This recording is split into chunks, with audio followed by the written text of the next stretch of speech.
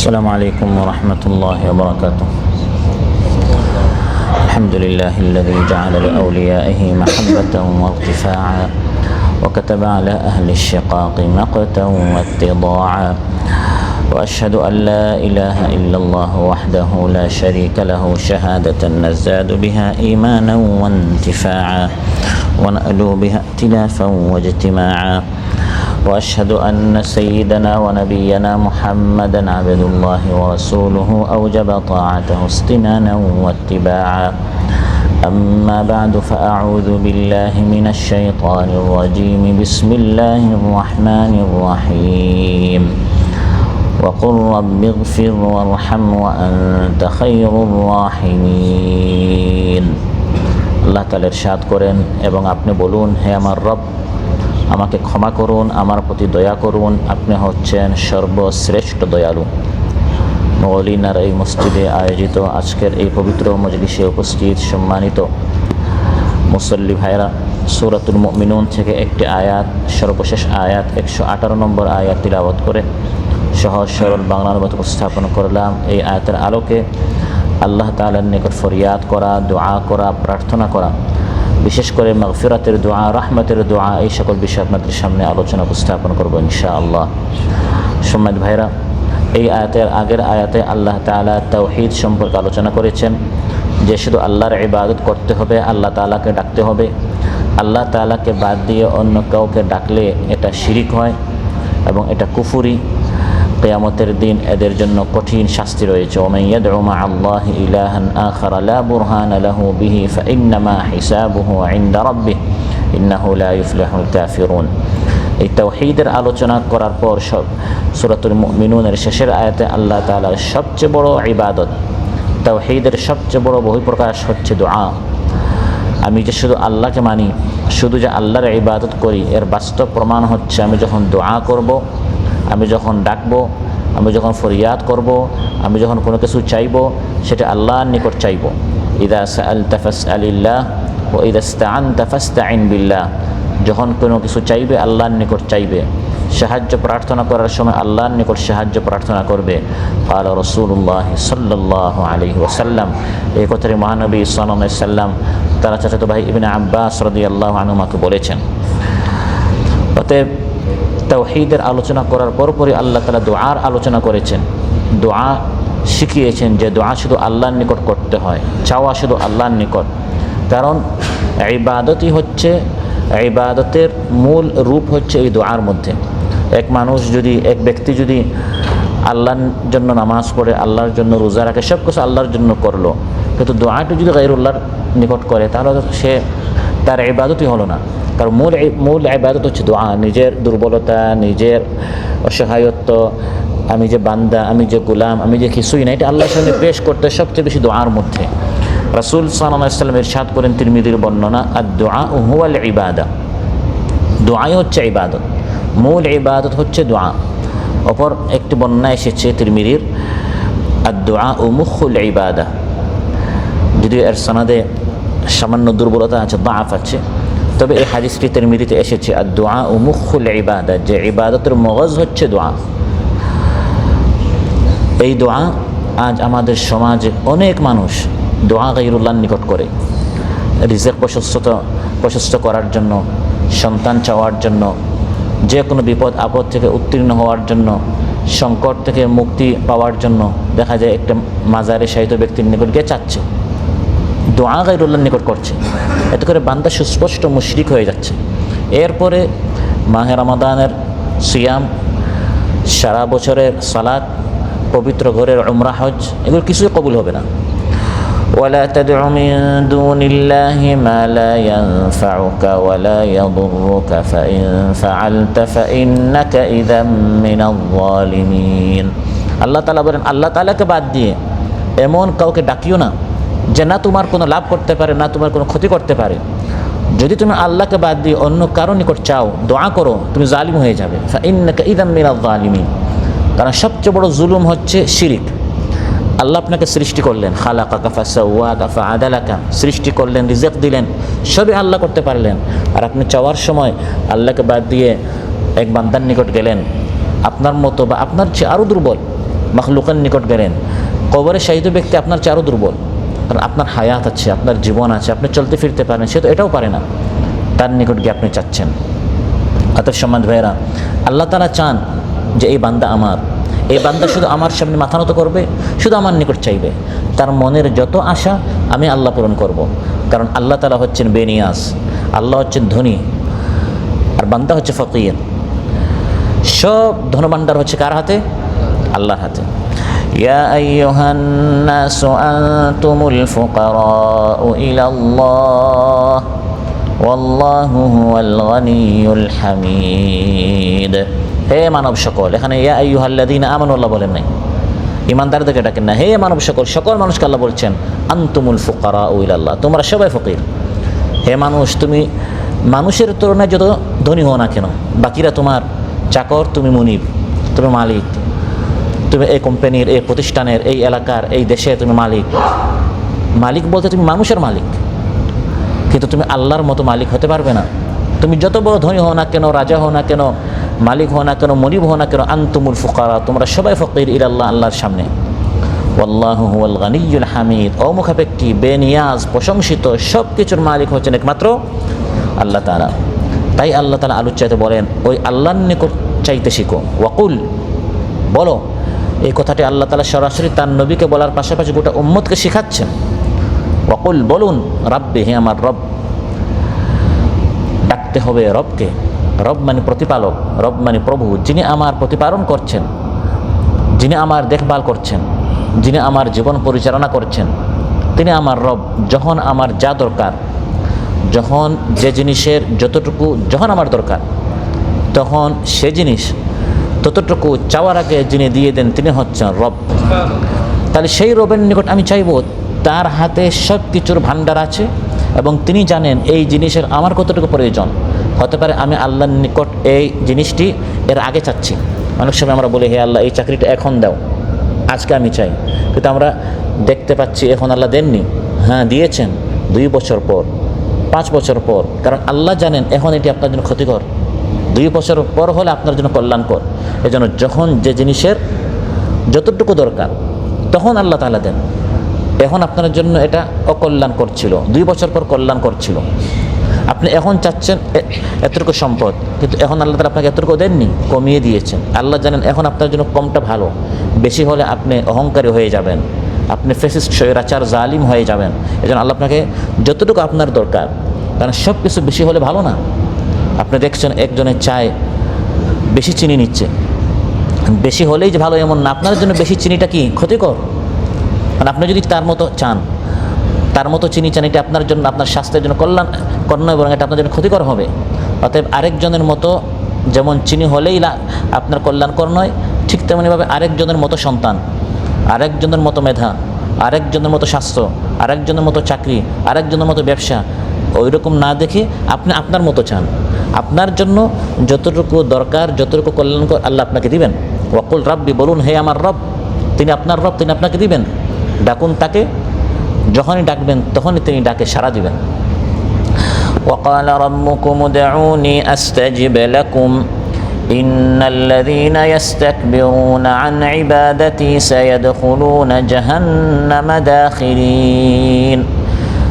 আল্লাহ তাআলা বলেন, তোমাদের রব, وقال ربكم, তোমাদের রব।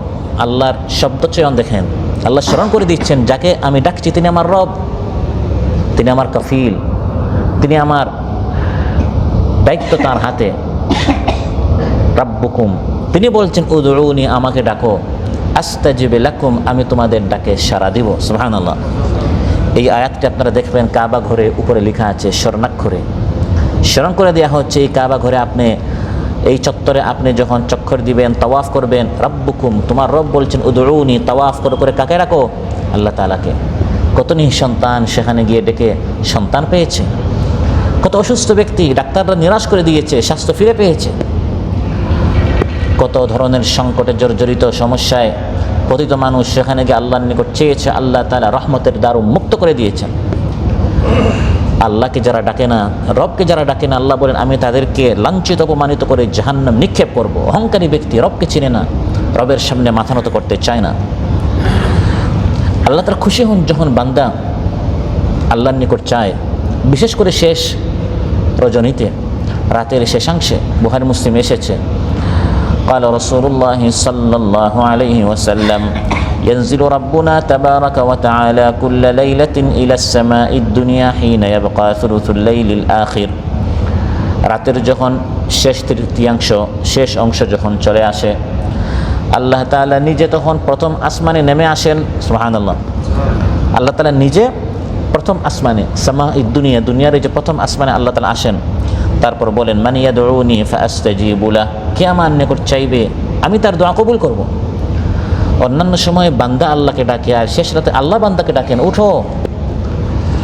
মান ইয়াসআলুনি ফাউতিয়া, কে আমার নিকট সওয়াল করবে আমি তাকে দান করব। মান ইয়াস্তাগফিরুনি ফাআগফির লাহ, কে আমার নিকট ইস্তিগফার করবে আমি তার গুনাহগুলো ক্ষমা করে দিব। রাত যত গভীর হয় মানুষের অফিস তত বন্ধ হয়, আর রাত যত গভীর হয় আল্লাহর অফিস তত ওপেন হয়। সুবহানাল্লাহ।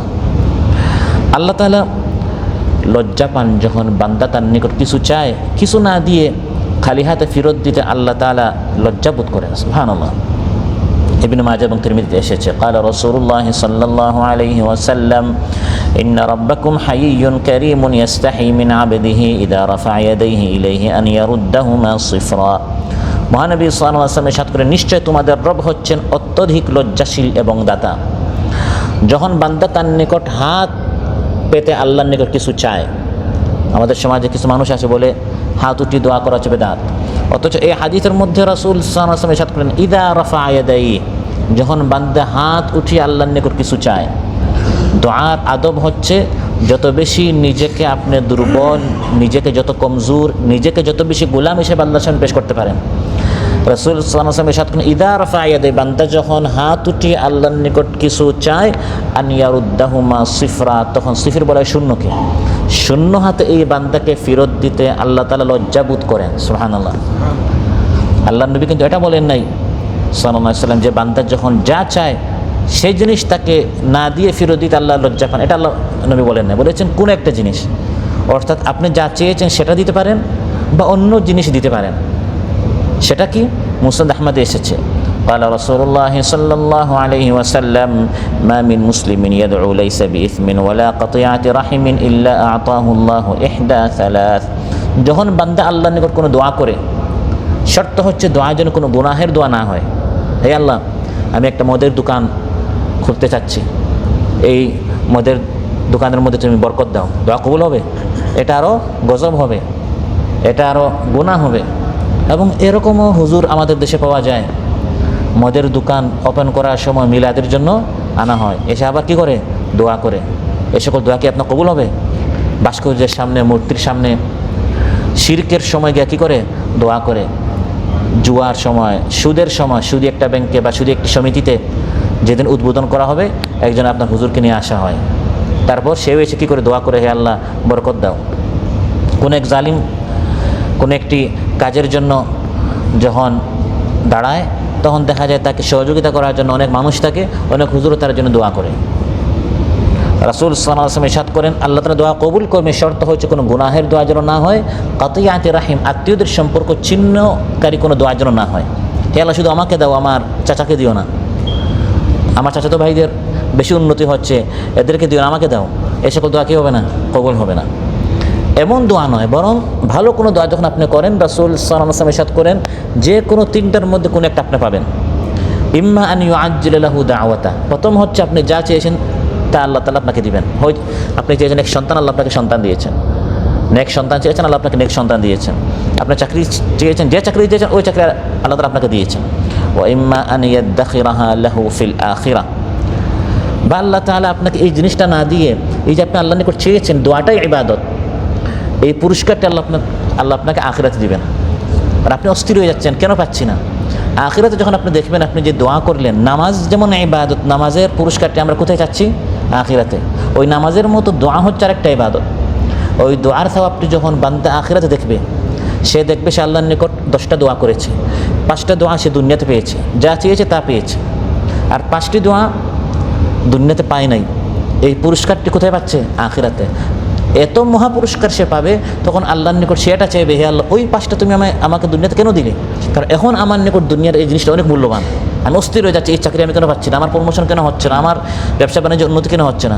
কিন্তু আমার যখন হায়াত ফুরিয়ে যাবে তখন তো এই জিনিসটার কোনো মূল্য নাই। মৃত্যুর পর ওই 5টা জিনিসের কোনো মূল্যই থাকবে না। তখন সে চাইবে, হে আল্লাহ, ওই 5টা জিনিস না দিয়া আখিরাতে যে 5টি জিনিস দিয়েছো ওইগুলোর মতো পুরা 10টাই এর পুরস্কার যদি আমাকে আখিরাতে দিতে আমার জন্য আরও বেশি ভালো হতো। কিছু জিনিস আল্লাহ তাআলা দুনিয়াতে দিয়ে দেন, আর কোনো দোয়া আল্লাহ তাআলা আখিরাতের জন্য রাখেন। ও ইম্মা আন ইয়াদফা আনহুম মিনাস সুই মিথলাহা, বা তৃতীয় জিনিস আল্লাহ আপনাকে দেন, সেটি হচ্ছে আপনার উপর বড় একটা বিপদ আসতো, ওই দোয়ার কারণে বিপদ থেকে আল্লাহ আপনাকে মুক্ত করেছেন। কিন্তু এই যে বিপদ আসতো এটা আপনি জানি না, এই জন্য বিপদ থেকে যে মুক্ত হয়েছি, বেঁচেছি, ওই জ্ঞানটা আমার নাই, এই জন্য আমি অস্থির হয়ে যাই। আপনারা বললেন আল্লাহ নিকট চাইলে আল্লাহ দেন, কই আমি তো চাইতে চাইতে আমি একবারে অস্থির হয়ে গেলাম, ক্লান্ত হয়ে গেলাম, আল্লাহ তো আমাকে দেন নাই। হ্যাঁ, আপনি যা চাচ্ছেন সেটা পান নাই, কিন্তু আপনার উপর একটা বড় বিপদ আসার মতো ছিল। আপনার কিডনি নষ্ট হয়ে যাওয়ার কথা ছিল, আপনার ছেলে অ্যাক্সিডেন্ট হওয়ার কথা ছিল, আপনার স্ত্রী ক্যান্সার হওয়ার কথা ছিল। এই ধরনের একটি বড় বিপদ থেকে আল্লাহ আপনাকে বাঁচিয়েছেন। অতএব আল্লাহ তাআলা যা করেন এর মধ্যে কি আছে? কল্যাণ আছে। বান্দা যখনই হাত উঠে কোনো না কোনো একটা জিনিস পাবে, হয় যা চেয়েছে তা পাবে, বা এর পুরস্কার পুরোটা আখিরাতে পাবে, বা বড় কোনো একটি বিপদ থেকে আল্লাহ তাআলা বাঁচাবেন। তখন একজন সাহাবী দাঁড়িয়ে বললেন, ইদান নুকসিরু ইয়া রাসূলুল্লাহ, ইয়া রাসূলুল্লাহ, দোয়া করলে যদি কিছু পাওয়া যায় তাহলে আমরা বেশি বেশি করে আজ থেকে দোয়া করব। মহানবী সাল্লাল্লাহু আলাইহি ওয়াসাল্লাম ইরশাদ করলেন, আল্লাহু আকসার, তুমি যত বেশি চাইবে আল্লাহ তত বেশি দিবেন। এমন নয় যে তুমি যদি বেশি চাও আল্লাহ আবার ভয় পাবেন যে এত বেশি আমি দিব কীভাবে, আমার তো ভান্ডারে, আমার তো খাজানা এত নাই, না না বেশি চাইও না। আল্লাহ এমন নয়, বরং ইদান আল্লাহু আকসার, তুমি যত বেশি চাইবে আল্লাহ তাআলা তোমাকে তত বেশি দিতে পারেন। সমাজ ভাইরা, অতএব এই আয়াতে আল্লাহ তাআলা আমাদেরকে দোয়া করতে শিখাচ্ছেন। ওয়াকুল রাব্বি, তাফসীর কুরতুবীতে এসেছে, আমার আল্লাহু নবিয়্যাহু বিল ইস্তিগফারি লি উম্মতি। আল্লাহ তাআলা যে তার নবীকে বললেন, হে নবী আপনি বলুন রাব্বিগফির ওয়ারহাম, ক্ষমা করুন, দয়া করুন। নবীর তো আর গুনাহ নেই, এখানে মূলত উদ্দেশ্য হচ্ছে উম্মতের জন্য আপনি ইস্তিগফার করুন। আর আরেকটি তাফসীর হচ্ছে, আমরা নবিয়্যাহু বিল ইস্তিগফারি লিতাকতাদি বিহিল উম্মাহ, নবী সাল্লাল্লাহু আলাইহি ওয়াসাল্লাম তো কোনো গুনাহ নেই, তিনি মূলত ইস্তিগফার করছেন, আল্লাহর নিকট দোয়া করছেন। আল্লাহ তাআলা তাকে শিখাচ্ছেন আপনি দোয়া করুন, রাব্বিগফির ওয়ারহাম, হে আল্লাহ ক্ষমা করুন, দয়া করুন। মূলত নবীকে এটা আল্লাহ তাআলা এজন্য শিখাচ্ছেন, বলছেন উম্মতকে শেখানোর জন্য। নবীর তো গুনাহ নেই, গুনাহ তো আমাদের। তো আল্লাহ তাআলা তার নবীকে বলছেন, হে নবী আপনি দোয়া করুন। নবীর দেখা থেকে আমরা যেন কী করি? দোয়া করি। কোরআনে কারিমে আল্লাহ তাআলা বিভিন্ন নবীদের দোয়া কবুল করেছেন, এই সংক্রান্ত অনেক ঘটনা উল্লেখ করেছেন। যে সকল দোয়া কবুল হওয়ার বাহ্যিকভাবে আমাদের জন্য সম্ভব, আল্লাহ তাআলা এগুলো সম্ভব করে দেখিয়ে দিয়েছেন। যেমন হযরত নূহ আলাইহিস সালাম ৯৫০ বছর পর্যন্ত যখন তিনি তার উম্মতকে দাওয়াত দিলেন, ৮০-৮২ জন ছাড়া কেউ ঈমান আনে নাই। আল্লাহর নিকট তিনি দোয়া করলেন, রাব্বি লা তাযার আলাল আরদি মিনাল কাফিরিনা দাইয়ারা, হে আমার রব, এই পৃথিবীতে একটা কাফিরের একটা বাসাও, একটা বাড়ি তুমি রাখিও না, সবগুলোকে ধ্বংস করো। আল্লাহ তাআলা তার দোয়া কবুল করলেন। ফাআখাযাহুমুত তুফানু ওয়া হুম যালিমুন, আল্লাহ বলেন এমন তুফান আমি পাঠালাম, তুফানের কারণে সকল কাফিরদেরকে আমি ধ্বংস করে দিলাম, একটা কাফির বাকি থাকলো না। তিনি দোয়া করেছেন, দোয়াটা কী হয়েছে? কবুল হয়েছে। ইব্রাহিম আলাইহিস সালামকে বলা হয় দ্বিতীয় আদম, দ্বিতীয় আবুল বাশার, কারণ তার জামানায় যত মানুষ ছিল ঈমানদার ছাড়া সবাই ধ্বংস হয়ে গেছে। এখন যারা পৃথিবীতে আছে আদম আলাইহিস সালামের মতো সবাই তার সন্তান, নূহ আলাইহিস সালামের সন্তান, তার সন্তানের বাইরে কোনো সন্তান নেই। সকল কাফির মুশরিকদেরকে আল্লাহ তাআলা ধ্বংস করে শেষ করে দিলেন।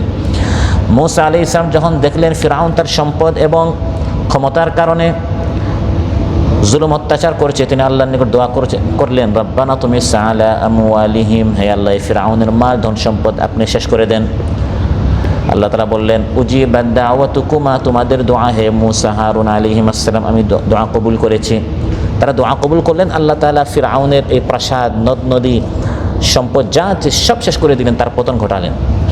অতএব আমি আপনি নিরাশ হব কেন? কেউ আপনার উপর জুলুম করছে, কেউ আপনার হক নষ্ট করছে, আল্লাহর নিকট চান। আমরা মানুষের নিকট অনেক তদবির করি, ফেসবুকে শেয়ার করে, কিন্তু আল্লাহর সাথে শেয়ার করতে ভুলে যাই।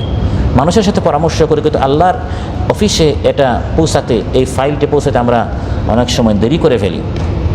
ইয়া মান ইয়ারা মা ফিদ দামিরি ওয়া ইয়াসমাউ আনতাল মুআদ্দু লিকুল্লি মা ইউতাওয়াক্কাউ, কবি বলেন, হে মহাসত্তা, যিনি আমার অন্তরের সব কথা জানেন, অন্তরের ব্যথা বেদনা চাইলেও আপনি জানেন, না চাইলেও আপনি জানেন, যার নিকট আমার সব চাওয়া পাওয়া, আমার সকল চাহিদার নির্ভর স্থান হচ্ছে আপনার নিকট। ইয়া মান ইউরাজ্জা লিশ-শাদাইদি কুল্লিহা ইয়া মান ইলাইহিল মুশতাকা ওয়াল মাফজাউ, হেই সে মহাসত্তা, কঠিন বিপদে যখন আমি পতিত হই তার নিকট আমি অভিযোগ করি, তার নিকট আমি ফরিয়াদ করি, একমাত্র আপনার নিকট আমি হাত উত্তোলন করে আমি চাই। ইয়া মান খাযাইনু রিজকিহি ফি কাউলি কুন উমনুন ফা ইন্নাল খায়রা ইনদাকা আজমাউ, হেই মহাসত্তা, যার রিজকের ভান্ডার হচ্ছে কোন শব্দের মধ্যে, আপনি বলেন কোন সঙ্গে সঙ্গে হয়ে যায়। আমার রিজকের যখন অভাব হয় আমি শুধু আপনার নিকট চাইব, কারণ সকল রিজকের ভান্ডার আপনার নিকট সমবেত। মালি সিওয়া ফাকরি ইলাইকা ওয়াসিলাতুন ফাবিল ইফতিকার ইলাইকা ফাকরি আদফাউ, আপনার নিকট কাকুতি মিনতি করা ছাড়া আমার অন্য কোনো রাস্তা নেই। আপনার নিকট আবদার করে ফরিয়াদ করে আমার দুর্বলতা প্রকাশ করে আমি আমার যত অভাব আছে আমি দূর করি। মালি সিওয়া কারঈ লিবাবিকা হিলাতুন ফালা ইন রুদিতু ফাআইয়ু বাবিন আকরাউ, হে আল্লাহ, আপনার দরজায় নক করা ছাড়া অন্য কোনো আমার ঠিকানা নেই। আপনার দরজা থেকে আপনি যদি আমাকে তাড়িয়ে দেন আমি কার দরজায় যাব? ওয়ামানিল্লাযী আদউ আহতিফু বিসমিহি ইন কানা ফাদলুকা আন ফাকিরিকা ইউমনাউ, আপনি যদি আমাকে বের করে দেন, তাড়িয়ে দেন, সরিয়ে দেন, আপনি ছাড়া আর কার নাম ধরে আমি তাকে ডাকবো? আপনাকে নাম ধরে আমি ডাকতে পারি আল্লাহ, রাব্বি, আল্লাহুম্মা, রাব্বানা, এভাবে আপনার রুবুবিয়ত, আপনার উলুহিয়তের নামগুলো নিয়ে আমি যেভাবে আপনাকে ডাকতে পারি, আপনি যদি আমাকে আপনার দরজা থেকে আমাকে তাড়িয়ে দেন, বের করে দেন, সরিয়ে দেন, তাহলে আমি কার নিকট চাইব? হাশা লিফাদলিকা আন ইউকান্নিতা আসিয়ান আল ফাদলু আজজালু ওয়াল মাওয়াহিবু আওসাউ, আমি অনেক গুনাহগার হতে পারি আমি অনেক নাফরমানি করেছি, কিন্তু হে রব, ঘুরে ফিরে আমি আপনার নিকট এসেছি। আপনি তো এমন দয়ালু, বান্দা যত বড় গুনাহগার হোক না কেন আপনি তাকে কাছে নেন। দয়া করে আমাকে কাছে নিয়ে আমার গুনাহগুলো আপনি ক্ষমা করে আমার মনের চাহিদাগুলো পূরণ করুন। সুবহানাল্লাহ। বান্দাকে এভাবে আল্লাহর নিকট চাইতে হবে। কি চাইতে হবে? আল্লাহ তাআলা আলোচনাতে বলছেন, ওয়াকুল, বলো, রাব্বিগফির, হে আল্লাহ আমাকে ক্ষমা করুন। এখান থেকে আমাদেরকে সবচেয়ে গুরুত্বপূর্ণ দোয়া শেখানো হচ্ছে। আমরা অনেক সময় দোয়াতে শুধু দুনিয়া চাই, গাড়ি দাও, বাড়ি দাও, চাকরি দাও, সন্তান দাও, আর গুনাহের কারণে যে আপনার জীবন ধ্বংস হয়ে যাচ্ছে, গুনাহের কারণে যে দোয়া কবুলই হচ্ছে না সেই চিন্তা নেই। রাব্বিগফির, হে আল্লাহ ক্ষমা করো, এই ক্ষমা করার দোয়াটাকে ইস্তিগফার বলা হয়। ইস্তিগফার হচ্ছে তালাবুল মাগফিরা, মাগফিরাত চাওয়া, ক্ষমা চাওয়া। এই ক্ষমা চাওয়া, ক্ষমার দোয়া, এটাকেই শরঈ পরিভাষায়, ইসলামী পরিভাষায় ইস্তিগফার বলা হয়।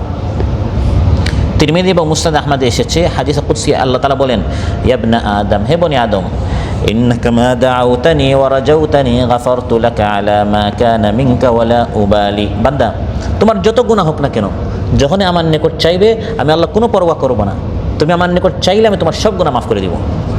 ইয়া ইবনা আদম, লাউ বালাগাত যুনুবুকা আনানাস সামা থুম্মা ইস্তাগফারতানি গাফারতু লাকা ওয়ালা উবালি, বনি আদম, তুমি যদি আমার নিকট চাও আর তোমার গুনাহগুলো যদি আসমানের মেঘমালা পর্যন্ত পৌঁছে যায়, আপনি গুনাহ করেছেন, গুনাহ করতে করতে করতে করতে আপনার গুনাহ একবার আসমানের মেঘ পর্যন্ত পৌঁছে গেছে, আল্লাহ তাআলা হাদিসে কুদসিতে বলেন, এরপরে যদি আমার নিকট ইস্তিগফার করো বান্দা, আমি তোমার সব গুনাহ মাফ করে দিব।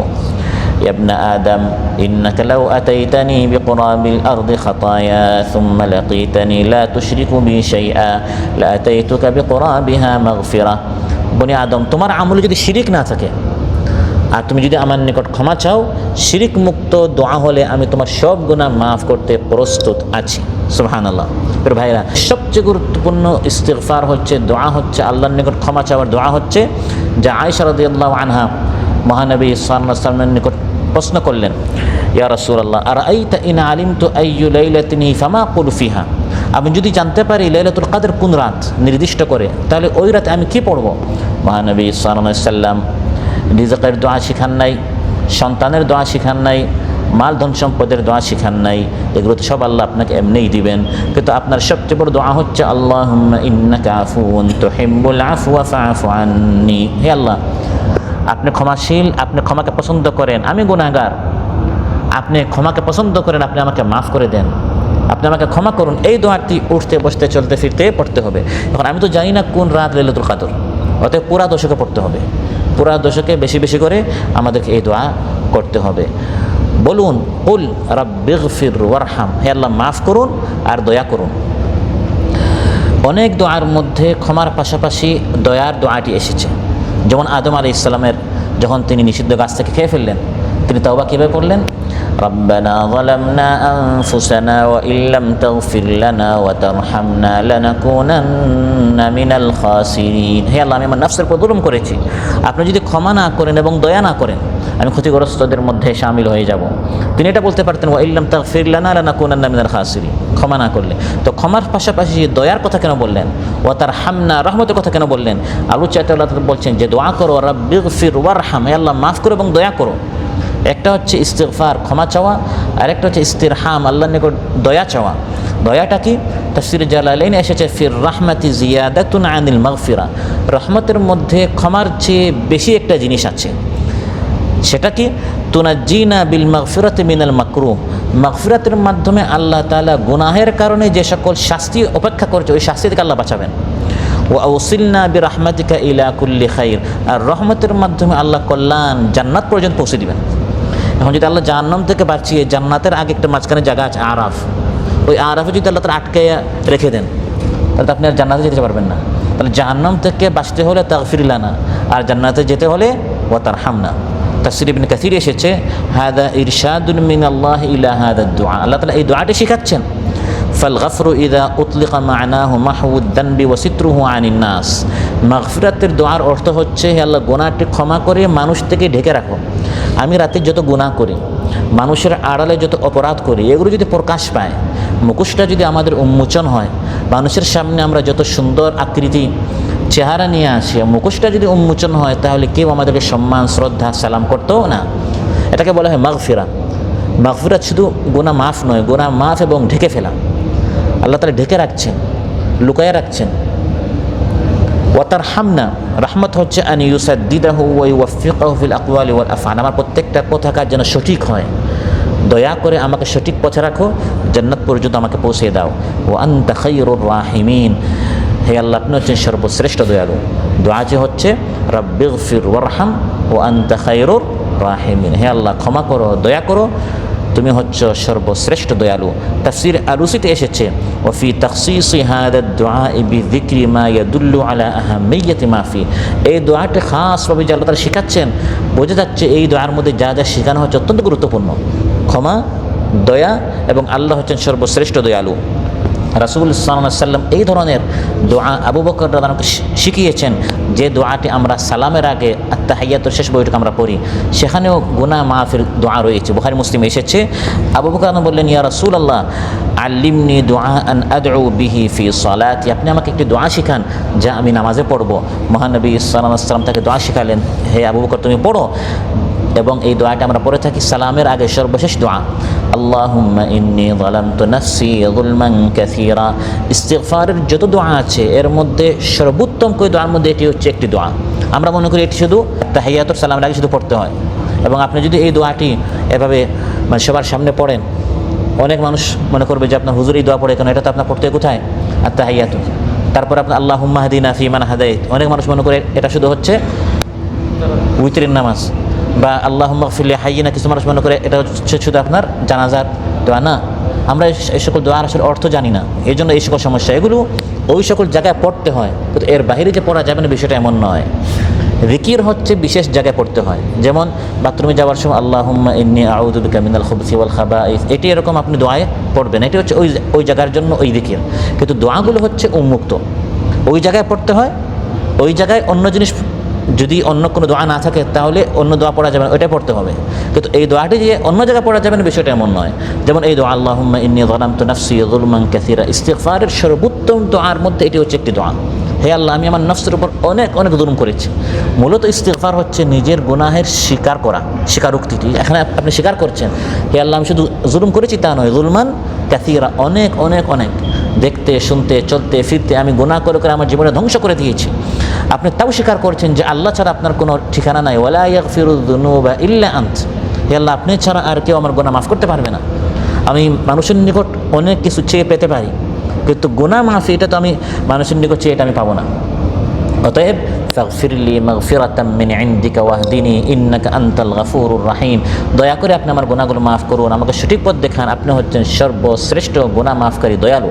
গফুরুর রহিম, গফুর হচ্ছে গুনাহ মাফ করা, আর রাহিম হচ্ছে আল্লাহর নিকট দয়া চাওয়া। এই জন্য প্রায় দোয়ার শেষে দেখবেন গফুরুর রহিম, শুধু গফুর নয়, তাগফির লানা ওয়া তারহামনা, গুনাহগুলো মাফ করে আমার প্রতি আপনি দয়া করুন। আরেকটি ইস্তিগফার হচ্ছে, কয়েকটি ইস্তিগফার বললাম, একটি হচ্ছে আল্লাহুম্মা ইন্নাকা আফুউন তুহিব্বুল আফওয়া ফাআফু আননি, এটি হচ্ছে গুনাহ মাফের দোয়া। আরেকটি এখন যেটা বললাম আত্তাহিয়াতুর শেষ বৈঠকে সালাম লাগে, যেটা আমরা পড়ি। আর আরেকটাকে বলা হয়েছে সাইয়্যিদুল ইস্তিগফার, ইস্তিগফারের মধ্যে শ্রেষ্ঠ ইস্তিগফার। اللهم أنت ربي لا إله إلا أنت خلقتني وأنا عبدك وأنا على عهدك ووعدك ما استطعت أعوذ بك من شر ما صنعت أبوء لك بنعمتك علي وأبوء بذنبي فاغفر لي فإنه لا يغفر الذنوب إلا أنت। এটি হচ্ছে আল্লাহর নিকট গুনাহ থেকে ক্ষমা চাওয়ার সর্বোত্তম ইস্তিগফার দোয়া।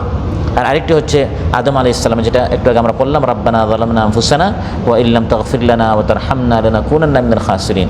দোয়া থেকে, গুনাহ থেকে মাফির আরেকটি শ্রেষ্ঠ দোয়া হচ্ছে দোয়া ইউনুস। আপনি নিজে স্বীকার করছেন লা ইলাহা ইল্লা আনতা সুবহানাকা ইন্নী কুনতু মিনাজ জালিমিন, হে আল্লাহ আমি আমার নফসের উপর জুলুম করেছি, আপনি ছাড়া কোনো সত্য মাবুদ নেই।